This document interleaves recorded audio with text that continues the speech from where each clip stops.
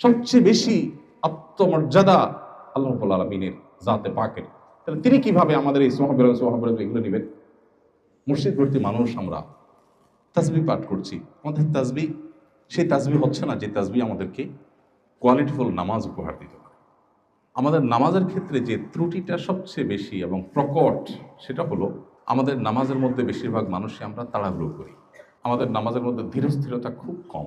নামাজ নিয়ে যদি আমরা এখানে যত মানুষ আছি সবাইকে একটা করে ফর্ম দেওয়া হয় বা কাগজ কলম দেওয়া হয় যে আপনি আপনার নামাজের কোন জায়গাটা নিয়ে আপনার স্যাটিসফ্যাকশন নাই, আপনি কোন জায়গাটা নিয়ে আপনার অভিযোগের জায়গা, নিজের প্রতি নিজের অভিযোগ যে আমার নামাজের এই জায়গাটা নিয়ে আমি তৃপ্ত না, তাহলে আমার মনে হয় বেশিরভাগ মানুষই বলবেন মনোযোগ নাই আমাদের।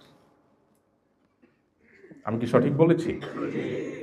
আমাদের মনোযোগ নিয়ে আমাদের সবচেয়ে বেশি